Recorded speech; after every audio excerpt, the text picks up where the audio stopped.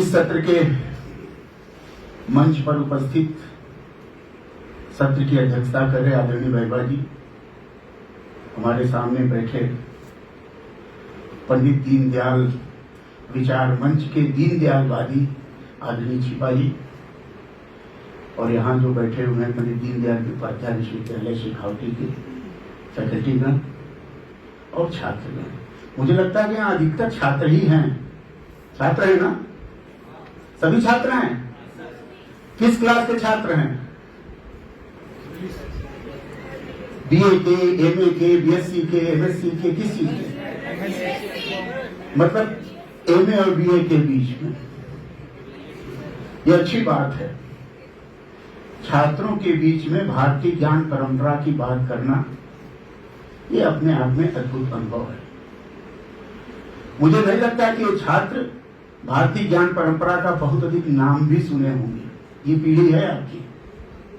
भारत कहां से कहां चला, लेकिन भारतीय नॉलेज सिस्टम, भारतीय ज्ञान परंपरा का नाम इन छात्रों ने आज सुना होगा या थोड़े बहुत छात्र सुनते होंगे। ये इस देश का दुर्भाग्य है। जो हमारा है हम उसको नहीं जानते, जो दूसरे का है उस पर हम ताली बजाते हैं। ये हमारा संस्कार स्वतंत्रता के बाद आया। आप सोचिए कि हमारा अस्तित्व क्या है। हम जिस देश के नागरिक हैं, जिस देश का नाम सुन करके हम गौरव करते हैं, भारत माता की जय बोलते हैं, वंदे मातरम बोलते हैं, हम यही नहीं जानते कि हमारी भारत माँ कैसे है, हम माँ की बरखा वंदे कैसे करते हैं, ये हम नहीं जानते। एक नारे के रूप में हम उसको उद्घाट करते हैं।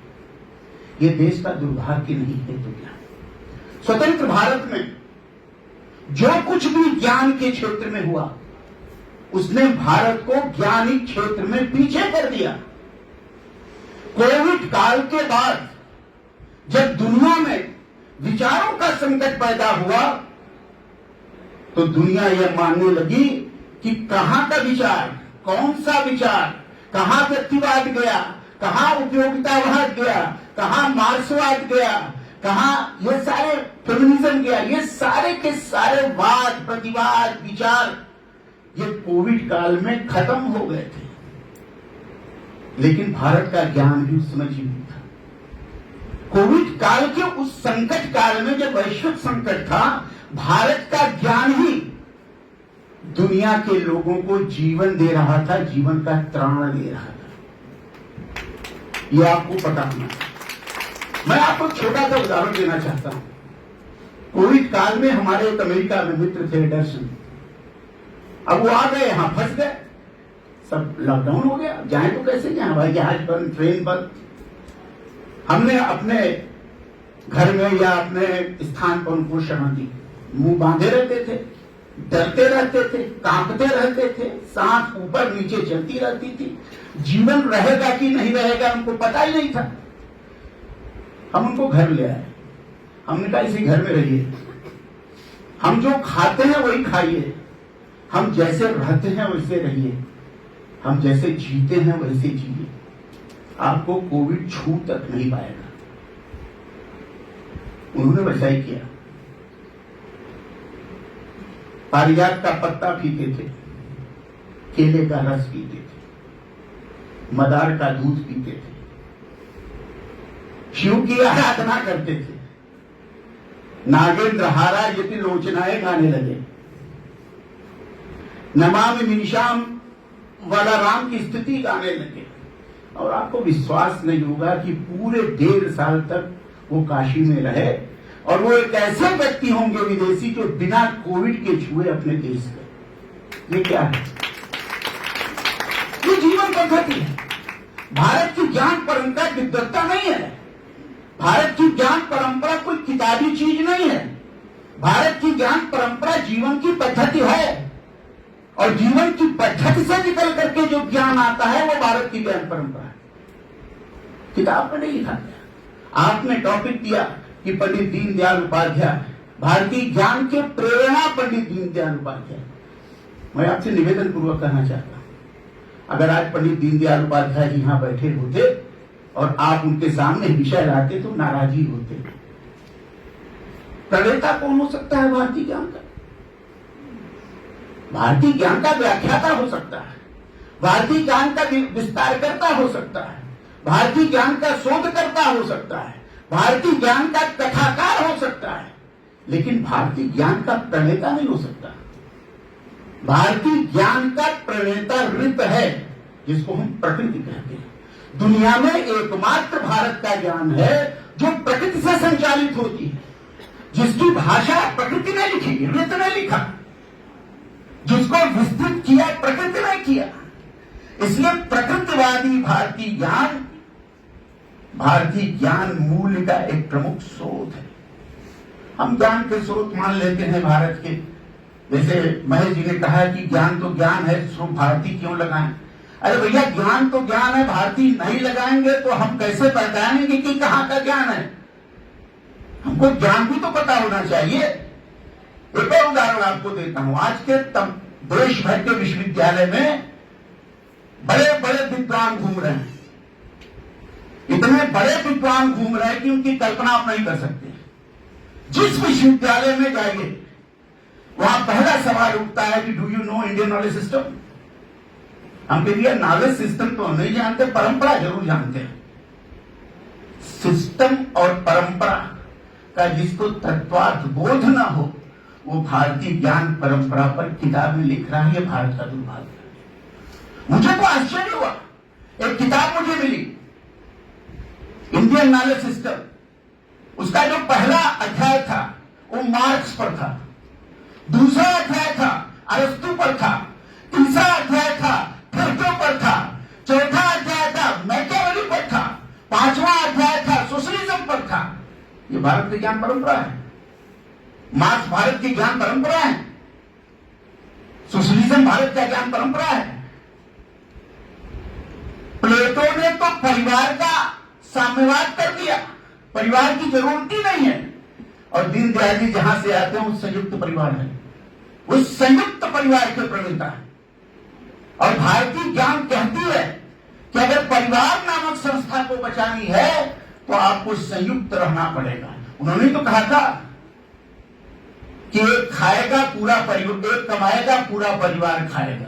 ये दीनदयाल जी की बात है। एक कमाएगा और खाएगा पूरा परिवार।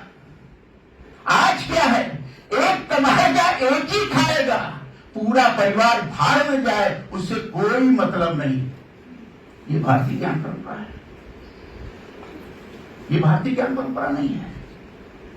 जब से न्यू एजुकेशन पॉलिसी आई, उसमें भारतीय ज्ञान परंपरा के अध्याय जोड़े गए, तब से भारतीय ज्ञान परंपरा को खोजने के लिए समुद्र राम जा रहे हैं लोग, लेकिन मार्क्स को लेके आ रहे हैं भारतीय ज्ञान परंपरा।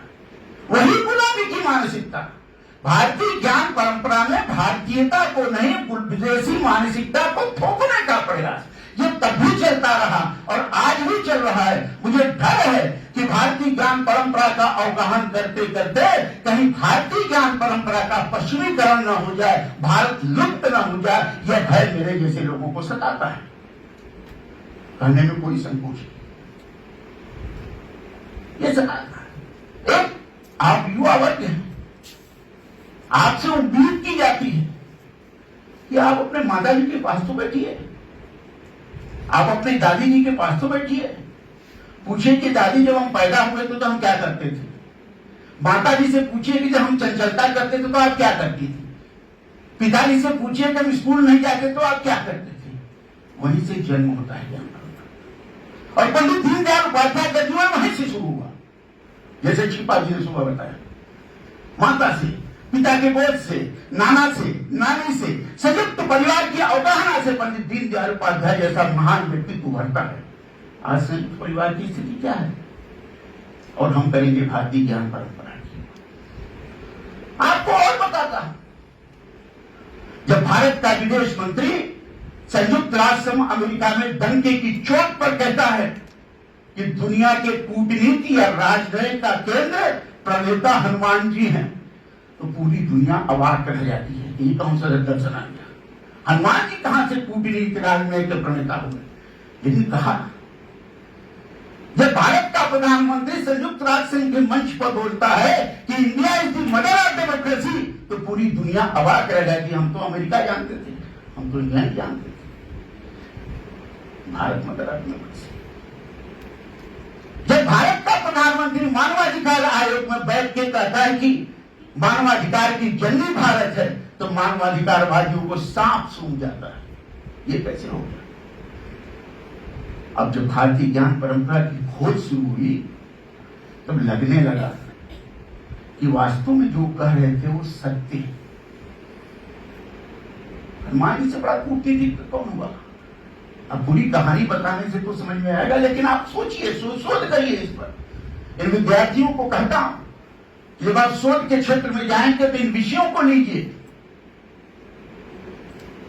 संविधान के पेज पर राम दरबार की तस्वीर थी, ये सभी जानते हैं। बाद में लोगों ने, पाखंडी सेकुलरवादियों ने उसको क्या क्या किया, खैर वो अलग सवाल है, लेकिन थी। और बाबा साहब अंबेडकर ने उसको स्वीकृति दी। राम दरबार क्या है? शिव दरबार तो हमने नहीं सुना, कृष्ण दरबार तो हमने नहीं सुना, इंद्र दरबार तो हमने नहीं सुना, राम दरबार सुना। राम का दरबार नहीं है। राम का यह दरबार भारतीय ज्ञान परंपरा का एक प्रतीक चिन्ह है। परिवार कैसे चलता है? पंडित दीनदयाल उपाध्याय ने परिवार का कंसेप्ट दिया है, परिवार को बताया है कि परिवार कैसे चलना चाहिए। अब परिवार के बिना राष्ट्र का निर्माण नहीं हो सकता, परिवार के बिना समाज का भी निर्माण नहीं हो सकता। जिस देश में संयुक्त परिवार खंडित होकर टूट रहे हैं, उस देश में अगर आप कल्पना करें कि भारत महागुरु हो जाएगा, राष्ट्र गुरु हो जाए, तो कम से कम मैं मानने को तैयार नहीं। परिवार को बचाइए, विवाह को बचाइए। माता पिता को वृद्धाश्रम में भेजने वाले लोग जब भारतीय ज्ञान परंपरा की बात करते हैं तो हंसी के अलावा और क्या आएगी? किसने हमको इतना बड़ा किया? हमको प्रोफेसर किसने बनाया? हमने नहीं, हमारी मेहनत ने नहीं बनाया, हमारी मां की मेहनत ने बनाया, हमारे पिता के तपस्या ने बनाया, हमारे भाइयों की अनुशीलता विनयता ने बनाया, हमारी 7 पीढ़ी के आशीर्वाद ने बनाया। इससे चलता है भारतीय। पितृपक्षी चल रहा है, हंसते हैं लोग। पितरों को तर्पण करने क्या है, तिल लेकर गंगा जी में ये करना, नदी में ये करना। अरे भैया, किसी का तो ऋण मानेंगे, अपने व्यक्तित्व के निर्माण में किसी का ऋण मानेंगे कि नहीं मानेंगे? हम तो किसी और का ऋण मानने की बात नहीं कर रहा, हम तो आपके साथ बाबा दादा पितामह परपितामह परदादा की ऋण मानने की बात करते। इसमें कौन सा अपराध है? खून तो उन्हीं के हैं हम। इसलिए मानते हैं, भारतीय ज्ञान परंपरा ये कहती है कि भारत का हर आदमी, हर व्यक्ति, विश्व का हर व्यक्ति के शरीर में भारतीय ऋषि का डीएनए पलता है। भारतीय ऋषि का डीएनए पलता है, चाहे जहां से जैसे गए हो। और जिसके डीएनए में ऋषित्व हो, उसके ज्ञान की पराकाष्ठा क्या होगी? उसकी ज्ञान की पराकाष्ठा सोचिए। ये भारतीय ज्ञान परंपरा को समझने के लिए अगर दीनदयाल जी को जोड़ रहे हैं भारतीय ज्ञान परंपरा की, तो मैं मानता हूं कि स्वतंत्र भारत में पहले व्यक्ति पंडित दीनदयाल उपाध्याय हुए, जिन्होंने भारतीय ज्ञान परंपरा की व्याख्या उस समय की जिस समय वामपंथ, समाजवाद, पूंजीवाद, उपयोगितावाद चरम पर था। ये साहस था उनका, बौद्धिक साहस था। अगर आप उनके संघ के शिक्षा वर्गों को पढ़ें तो आपको समझ में आएगा कि हर संघ के शिक्षा वर्ग में उन्होंने भारतीय ज्ञान परंपरा से कोई न कोई तत्व को उद्घाटित करने का प्रयास किया। उन्होंने समुद्रगुप्त नाटक क्यों लिखा? उन्होंने कृष्ण पर अपने विचार क्यों दिए? उन्होंने शंकराचार्य की बात क्यों की? क्यों भी बात कर देते? क्यों? उनको पता था कि शंकराचार्य राष्ट्रीय एकता के प्रतीक है। कृष्ण भारतीयता जो प्रतीक है, चंद्रगुप्त से बड़ा सनातन धर्मावलंबी और भारतीय ज्ञान परंपरा का उत्कर्षक भारतीय इतिहास में नहीं हुआ। इसलिए दीनदयाल इसको लिखते हैं।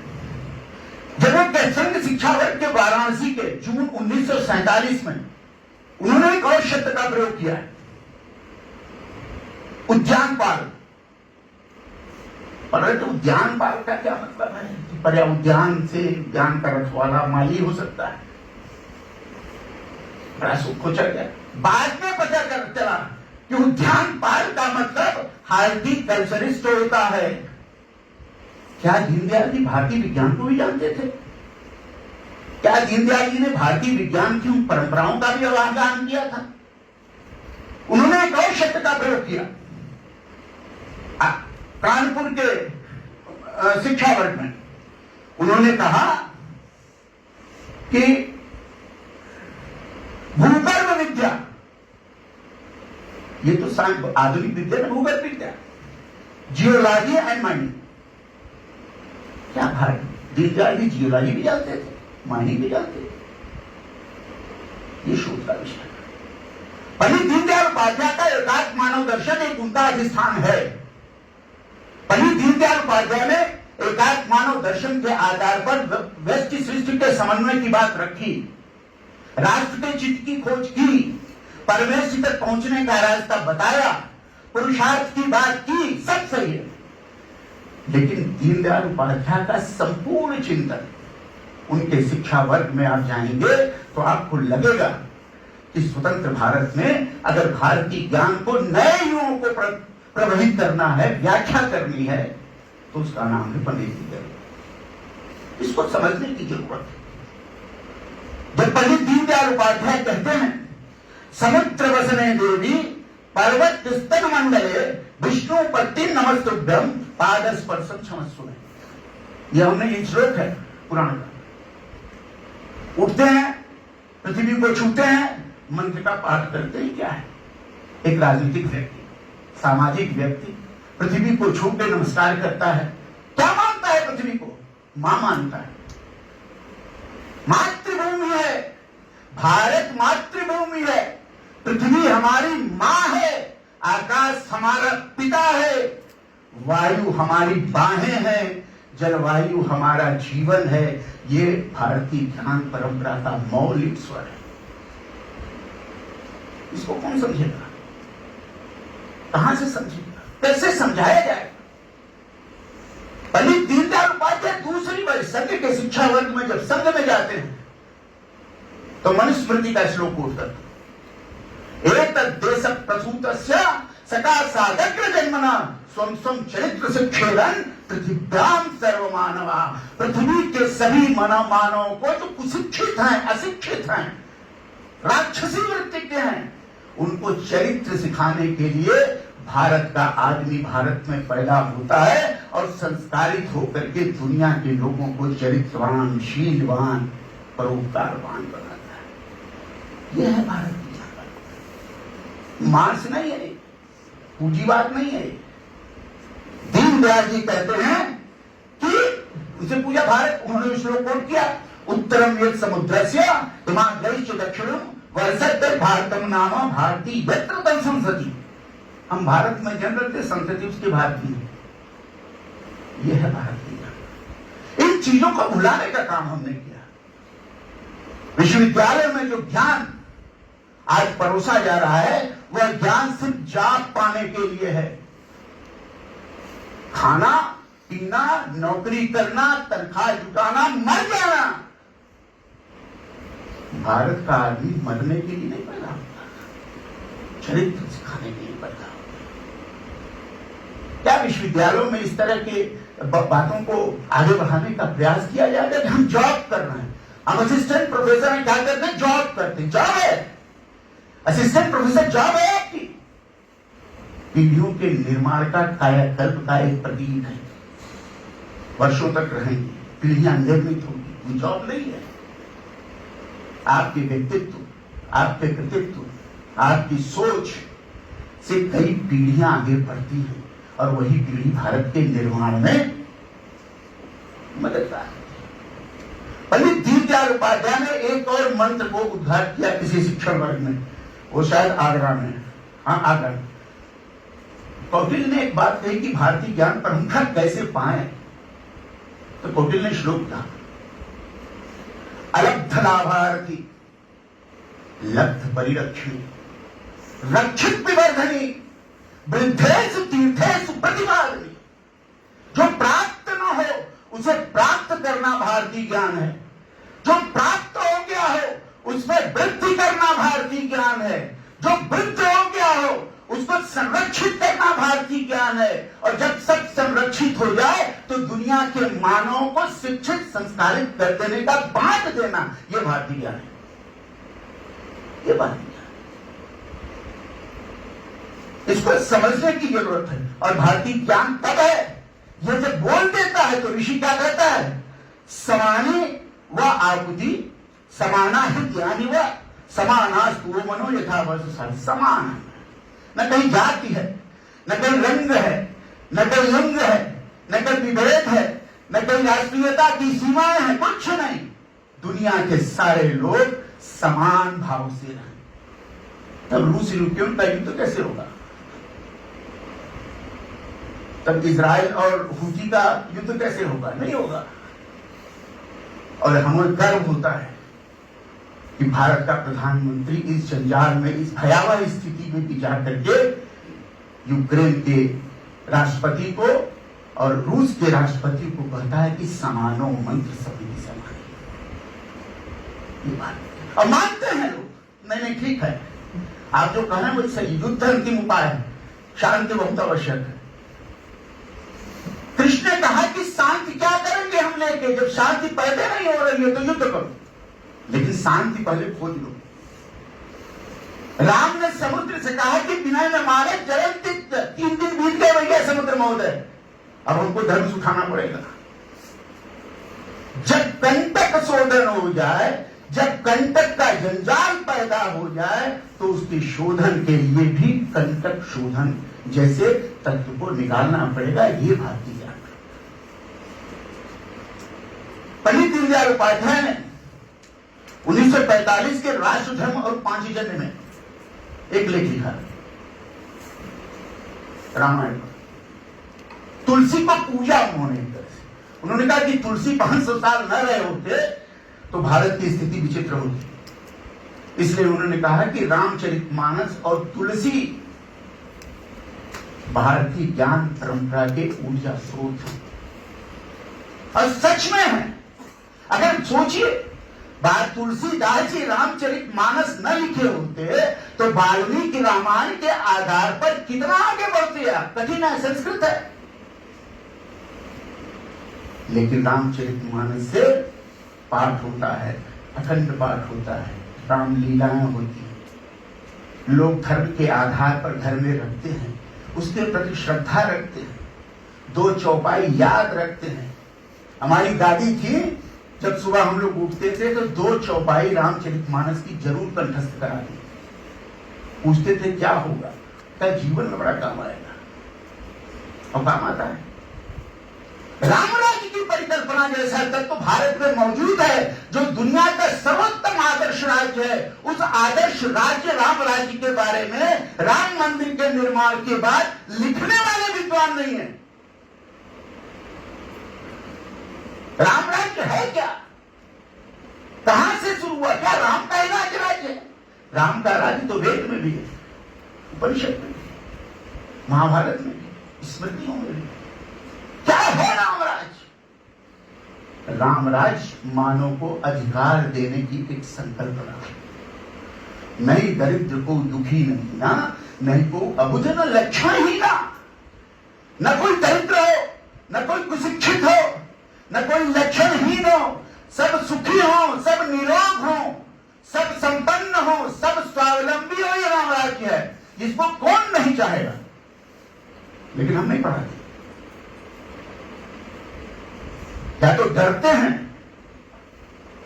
या तो पढ़ाने से परहेज करते हैं। जैसा किसी ने कहा कि अंग्रेजी जो बोले वो विद्वान, जो अपनी मातृभाषा बोले वो बेकार। इसका कोई अर्थ नहीं, इसको तोड़ दिया है नरेंद्र मोदी ने।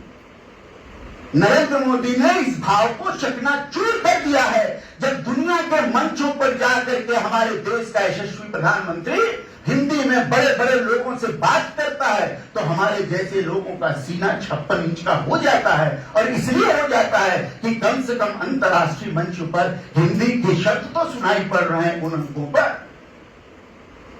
ये भारतीय परंपरा का दीनदयाल जी यही करते थे। भारतीयता, स्वावलंबन, स्वदेशी,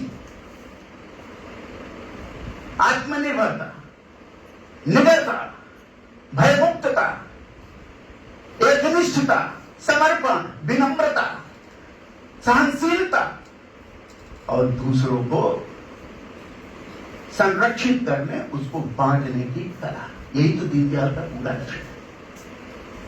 दीनदयाल जी अपने पास कुछ नहीं रखते, एक त्रुटि भी दीनदयाल जी अपने पास नहीं रखते। न ज्ञान रखते हैं, न संपत्ति रखते हैं, न राजनीति रखते हैं, कुछ भी नहीं। वो बांटने के लिए पैदा हुए और बांटते हुए चले गए। आप जाइए मुगलसराय, जहां उनका अंतिम श्वास निकला, आपको आंख में आंसू ना आ जाए तो कहिएगा कि मैं झूठ बोल रहा हूं कि सत्य बोल रहा हूं। आज तो कुछ तो बहुत कुछ बदल गया है।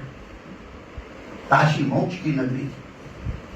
काशी के में पत्रकारों के सामने भाषण देते हुए उन्होंने कहा था कि मैं मोक्ष प्राप्त करने तो नहीं आया, लेकिन न तुम कामये राज्यम न स्वर्गम न पुनर्भवम कामये दुख तप्ता नाम प्राणी मार्ग नाशनम। हम प्राणियों के आर्त को नाश करने के लिए हम इस धरती पर आए। मेरा कुछ नहीं, मैं कुछ नहीं, मैं सिर्फ यहाँ हूं और काशी की धरती से संकल्प लेता हूं कि जब तक इस देश के लोगों के पिछड़े अगर जो भी लोग अभावग्रस्त लोगों के भाव पूर्ण नहीं कर दूंगा तब तक हमारा जीवन। ये दीनदयाल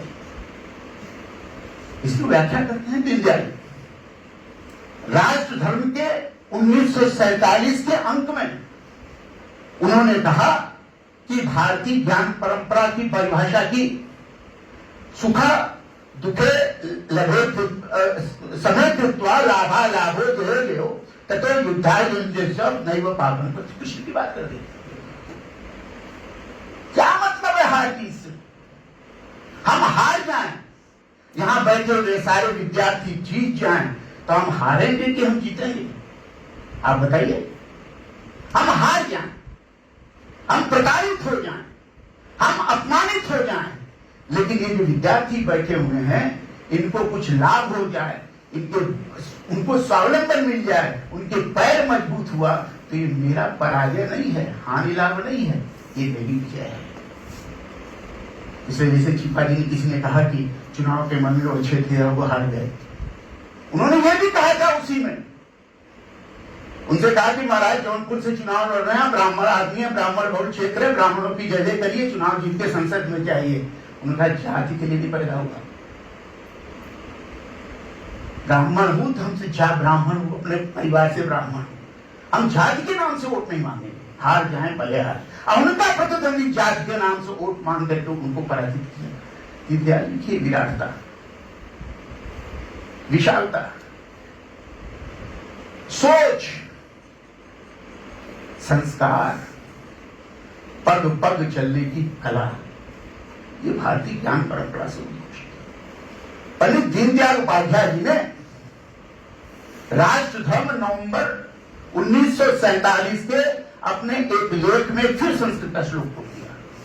सर्वे भवन्तु सुखिनः, सर्वे सन्तु निरामया, सर्वे भद्राणि पश्यन्तु मां कश्चित् दुःखभाग् भवेत्। ये क्यों कोट कर रहे हैं दीनदयाल जी? क्योंकि उनको उससे ऊर्जा मिलती है। उस ऊर्जा के आधार पर भारतीय ज्ञान को प्रतिस्थापित करते हैं। 1916 में श्यामा शास्त्री ने कौटिल्य अर्थशास्त्र की खोज की। 1920 में बाल गंगाधर तिलक आए। उसी के आसपास पंडित मदन मोहन मालवीय का उद्भव होता है, 16 में विश्वविद्यालय बना और 1916 में ही पंडित दीनदयाल उपाध्याय जी का जन्म भी होता है। कौटिल्य अर्थशास्त्र की खोज के बाद गुलाम भारत के गुलाम मानसिकता के लोगों को पता चला कि हमारे पास भी अर्थशास्त्र जैसा राजनीतिक चिंतित ग्रंथ है। जबकि कौटिल्य साफ कहता है कि भैया ये हमारा कुछ नहीं है, हम तो चुरा उड़ा करके अर्थशास्त्र रचना कर रहे हैं। उसकी जय जयकार होने लगी। तो कौटिल्य अर्थशास्त्र के पहले क्या भारत ज्ञान शून्य था? क्या भारत में रचनाकार नहीं थे? अंग्रेजों ने कहा 1773 में कि भारत पागलों का देश है, बीन बजाने वालों का देश है, कूप मंडूक देश है, यहाँ के लोग अधिकता में आध्यात्मिकता में डूबे रहते हैं, इनको क्या हम सिखाएं? इनको सिखाने के लिए आए। उसी समय एक विद्वान पैदा हुए, जगत नारायण सिन्हा, कलकत्ता यूनिवर्सिटी के प्रोफेसर। उन्होंने कहा कि पागल हो तुम, हम लोकतंत्रवादी हैं, हम विकेंद्रीकृत अर्थव्यवस्था के प्रणेता हैं, हम आधुनिक राजनीति के ज्ञाता हैं, हम राज्य और उसके तत्वों को, समाज और उसके तत्वों को, समाज विज्ञान के तत्वों को अच्छी तरह जानते हैं। ये झूठ और पाखंड भारत पर थोपना बंद है। 1920 से लेकर के 1937 तक एक क्रांति हुई भारत में। वो क्रांति क्या थी? ज्ञान की क्रांति। पश्चिमी क्रांति बनाम भारत के मूल्यात्मक क्रांति। उस समय कलकत्ता के, बंगाल के विद्वानों ने 2500 किताबें लिखी और सारी किताबों को उन्होंने पश्चिम के आधार पर, उन्होंने पश्चिम के मूल्यों को चुनौती दी और कहा कि जिन आधार पर भारत में शासन करने का सपना देखते हैं वह आधार इन किताबों के द्वारा ध्वस्त होता। पंडित दीनदयाल उपाध्याय उस समय 24-25 साल के हो गए, उनके ऊपर इसका प्रभाव था। 1923 में एक किताब एच.एन. चक्रवर्ती की छपी, इंडियन वैल्यू सिस्टम। 1935 में एक किताब छपी, ह्यूमन राइट्स इन इंडिया। 1930 में एक किताब छपी, डिप्लोमेसी इन इंडियन पॉलिटिक्स। 30 में उसी समय एक और किताब छपी, family value and kingship in India. जवाब थे, ये किताब कहां मिलते हैं? नहीं मिलते, गुम हो गए, गुम कर दिए। अरुंधति राय जैसे लेफ्टिस्ट जब कहते हैं कि भारत कोई देश नहीं है, समझौता है, स्वतंत्रता के बाद समझौता हुआ, ये राष्ट्र है ही नहीं है, जिसको और नेता, बड़े बड़े नेता अमेरिका में जाके बोल देते। प्रधानमंत्री अमेरिका से 250-4,000 वर्ष पुराने पुरातत्व लेकर के भारत में आ रहे हैं और तय कर रहे हैं कि भारत 4,000 वर्ष से पुराने का राष्ट्र है। ये सारे के सारे विचार खंडित होते हैं। इतिहासकारों को यह काम है कि उसको तय करें कि भारत के राष्ट्र का उन्नयन और सनातनता कहां से है, ये तय करने का काम। इसलिए भारत के इतिहास दृष्टि में पंडित दीनदयाल उपाध्याय इन बातों का जिक्र पहले ही कर देते कि हमारा इतिहास चक्र अद्भुत है, हमारा इतिहास चक्र को समझने की जरूरत है। रोक दीजिएगा भाई यदि को, क्योंकि हमारी गाड़ी चलती तो रुकती नहीं रहती। इतिहास, पंडित दीनदयाल उपाध्याय एक ऐसे समाज विज्ञानी हैं जो अर्थशास्त्र पर भी बोलते हैं, मनोविज्ञान पर भी बोलते हैं, इतिहास पर भी बोलते हैं, राजनीतिक ज्ञान पर भी बोलते हैं और मैंने संकेत दिया कहीं कहीं वैज्ञानिक शब्दों का उपयोग भी करते हैं। स्वतंत्र भारत में आप खोजिए ऐसे विद्वान कौन से लोग हैं जो सर्वोत्मुखी ज्ञान परंपरा को आगे बढ़ाने में अपनी विवेचना, अपने तर्क पद्धति और अपने सिद्धांतों का प्रयोग करता है। नेहरू के काल में थे, एक आत्मानव दर्शन नेहरू के काल में पैदा हुआ और वो चुनौती था नेहरूवादी मॉडल को। और आज आप जानते करके नेहरू वादल धराशायी हो गया और पंडित दीनदयाल उपाध्याय का एकात्म मानव दर्शन दुनिया में अपना परचम लहरा रहा है। इसलिए लहरा रहा है कि एकात्म मानव दर्शन भारतीय ज्ञान का आधार है और पंडित जवाहरलाल नेहरू का ज्ञान एक नकल भावमय चोरी किया हुआ सिद्धांत है, जिसके आधार पर उन्होंने भारत को ज्ञान के रूप में थोपने का प्रयास किया। कहने में कोई संकोच नहीं। भाग्य करे, मनाइए। युवाओं से कहना चाहता हूं कि भारत में जो राजनीतिक प्रक्रिया चल रही है, राजनीतिक सरकार चले और चले।